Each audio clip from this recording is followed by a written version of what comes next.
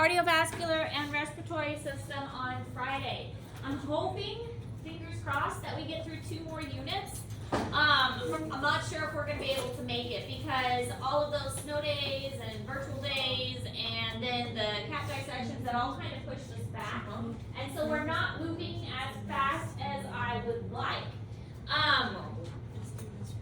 We will do a brain dissection this week. It'll probably be Wednesday. That will be the brain dissection because that will help us finish out our nervous system. So most likely Wednesday will be the brain dissection. So we're talking about like the development of the nervous system and how it forms in the embryonic stages. So the nervous system is formed during the first month of embryonic development. Now that's kind of tricky to say because the way the pregnancy is measured, it starts from the first day of the woman's first menstrual period. And then the fertilization doesn't even take place until 2 weeks later when ovulation occurs. So those first 2 weeks of pregnancy, you're not even really pregnant. And so if it's saying that the nervous system takes place in the first month, that means it takes place really, really early. A pregnancy test will not even turn positive until the mother has been pregnant for 2 weeks already. So there's a lot that goes into this. And because of that, because the nervous system develops before the mother even knows she's pregnant, before that test will even turn positive, there's a lot of room for the stuff to happen that's not good. Maybe the mother drinks a lot of alcohol. Maybe the mother is smoking or on drugs. All of this can have an impact on the baby's nervous system before they even realize they're even pregnant.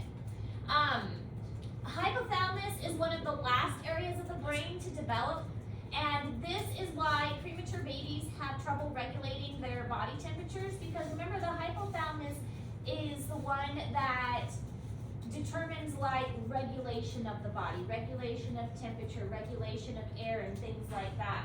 So since it's one of the last things, the hypothalamus, then that means that premature babies, they really have a hard time of staying warm, and that's why most of them end up in incubators.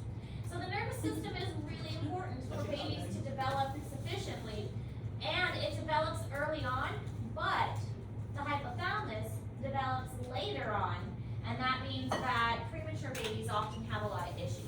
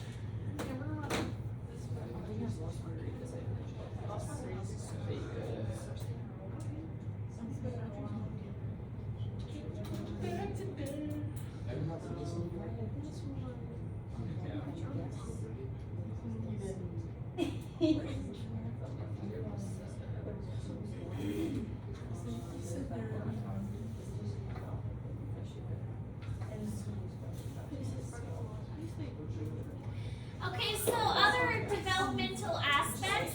Severe congenital brain disease includes lack of proper nutrients. So one of the main things when a mother is pregnant is she needs something called folic acid. Folic acid is vital to the development of a fetus, especially early on. If an individual is actively trying to get pregnant, you're supposed to take prenatal vitamins even before you get pregnant. You're supposed to take it at least a couple months before you get pregnant so you can build up these nutrients in the body. So if folic acid is lacking, if there is not enough, then there is a severely high risk of spinal and brain deformities because that folic acid is necessary for those to form correctly. Some things that can happen is cerebral palsy, anencephaly, hydrocephaly, and spina bifida. So cerebral palsy is difficulty controlling muscles caused by brain damage before, during, or shortly after birth. So this is like if there was a traumatic birth and the brain was cut off from oxygen, maybe a cord wrapped around the neck or something, that could result in cerebral palsy. Anencephaly is the brain or skull did not close correctly. Now, we're not going to get to the nervous system, which is unfortunate, not the reproductive system. But one of the things with the reproductive system is when the nerve tube closes, it kind of rolls like this. And it kind of rolls where there's two divisions. So spina bifida is if this part doesn't close correctly and part of the nervous system and the spine is exposed. Anencephaly is when the head part doesn't roll and close correctly, so part of the brain is actually exposed. So anencephaly means like the head might be too small, the neurotube, it didn't function, it didn't turn into a brain. Hydrocephaly is spinal fluid builds up and puts pressure on the brain, so this actually causes an enlarged skull, because remember the skull bones are not fused in developing babies. Their skull is very flexible to allow for them to fit through the birth canal. Well, if there's a lot of fluid on the brain, it can cause the head to swell up because there hasn't been any fusion yet. Spina bifida is at the base of the spine where there is a bit of the spinal cord that is protruding and hasn't completely closed up within the spine. So spina bifida usually results in damage to the lower extremities. Usually the individual's in a wheelchair, maybe they don't have as much control of their bladder functions and things like that, but typically the upper portion of the body and the torso and the brain are usually fine with spina bifida.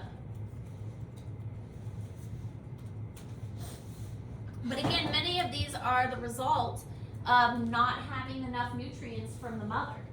The mother didn't have enough specifically folic acid when the nervous system was developing during those first really early weeks of pregnancy before she even knew she was pregnant.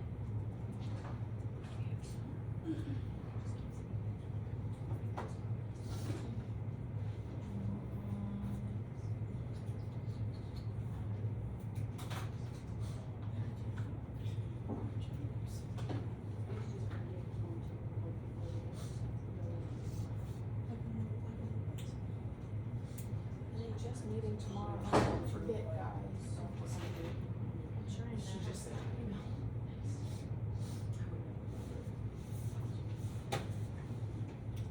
teacher appreciation fundraiser, officer elections for this. I don't care about that one. I'm like, I don't know. She doesn't have to be big. Oh, girl. No, that happens to me.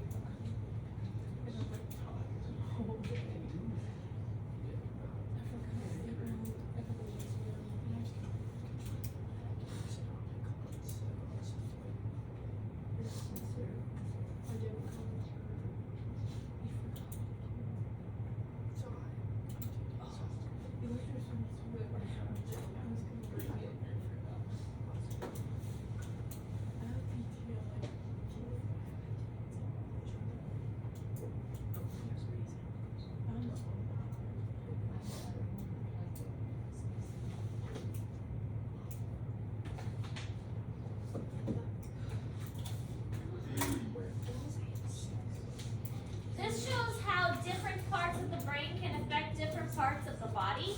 So if there is a spinal or brain damage in different areas, you could have paralysis in like the purple area here, or maybe it was one limb and two legs, could be the entire body. It really depends on where that damage actually happens.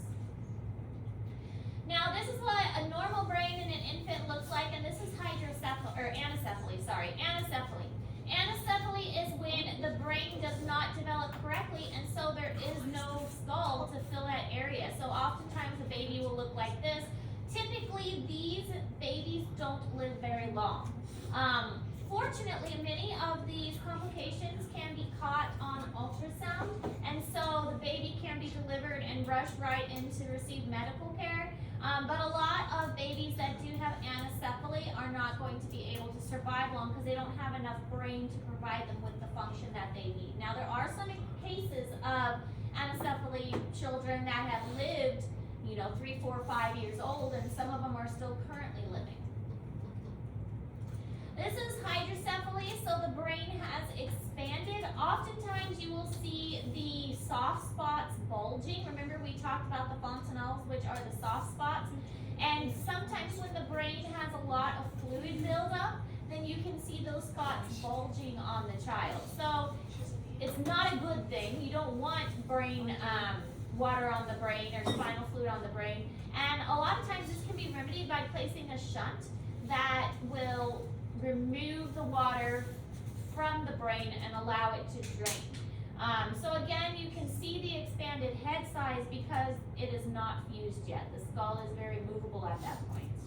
This is what spina bifida looks like. The neurotube did not close here at the base of the spine, and so we have a little bit of protrusion of the actual spinal cord that's coming out and being exposed. This will require surgery to replace it back in there because you don't want the spinal cord exposed. It'll be too easily damaged, but it'll take some very precise surgery and there'll still be some damage left there. Obviously, a baby like this would need to be delivered by C-section because if they were delivered vaginally, that could really tear this up and cause a lot more severe injury for it. Again, why it's important to have good prenatal care and get those ultrasounds so that you can see these things taking place. All right, so brain growth in general ends in young adulthood. So your brains are still growing. Mine has stopped a while ago. But brain growth will end in young adulthood, and the neurons die throughout life and are not replaced. Thus, brain mass declines with age. And this makes sense. We know that nervous tissue does not repair itself. Once nervous tissue is damaged, it's very difficult for it to repair. And so if those neurons are dying throughout your lifetime, then it's going to be logical that as you get older, people are going to suffer from memory loss or vision problems or dementia, things like that. That all comes with a natural aging process. Disease, especially cardiovascular disease, is a major cause of declining mental function with age. If you are not getting enough blood flow to the brain, then that is going to affect your brain and not allow it to function to as high a degree as it could. So all of these systems, even though we're learning about them individually, they're all interconnected to each other. Something called arterial sclerosis, which we will talk about a lot more in our next unit, which is the cardiovascular, is a decreased elasticity of the blood vessels. Your blood vessels need to be stretched to account for the pressure of the blood that is flowing through them. If there's some stretchiness to it, then the blood can flow better. If it is very stiff and unbendable, then it is more likely to rupture. So arterial sclerosis means that the arteries and the vessels have hardened and they're not stretchy, and it's more likely for a rupture to occur. And this will, if a rupture occurs, you're more likely for stroke, you're more likely for heart attack, which will also cut off oxygen to the brain. She's asking me to I said she probably is at school and she doesn't, I mean, they should be so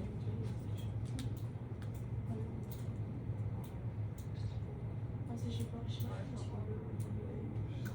They allow her. There it is.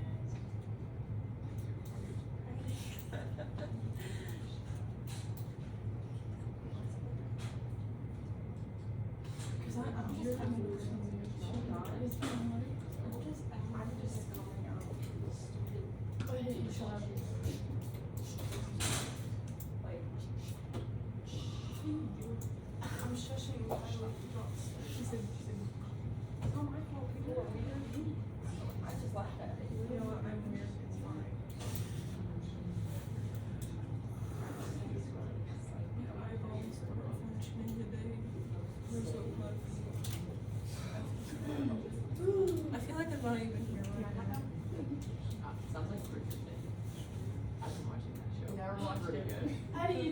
Oh my god. I want to see that.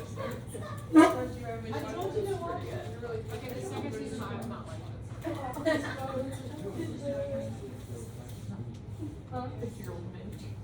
That's how it was, babe. What is it? She loves it, so don't hate on it. Okay, so this shows an MRI scan of a 25-year-old, and this shows one of a 75-year-old. Obviously, there's some differences. White is not good. That means that it's dead nervous tissue that's not going to repair itself. It's been damaged of some kind. So you can definitely see a difference between a young, healthy individual and an older individual. So as we age, the white matter is going to degenerate and break down. Okay, any questions about any of that stuff? So use the remainder of class time to work on the nervous system labeling. I'm finishing up the grades. A lot of people turn things in after I've done the grading, so I need to go back and re-enter stuff. So it's going to take me a little while to finish up the grading, but we are almost done. Teachers have to send in quarterly grades reports or whatever today, so we have to get that done today. But your test is going to be Thursday. We're probably going to dissect on Wednesday, and tomorrow is going to be a review day. Questions? Right. Section Wednesday. Dissection Wednesday. On the right?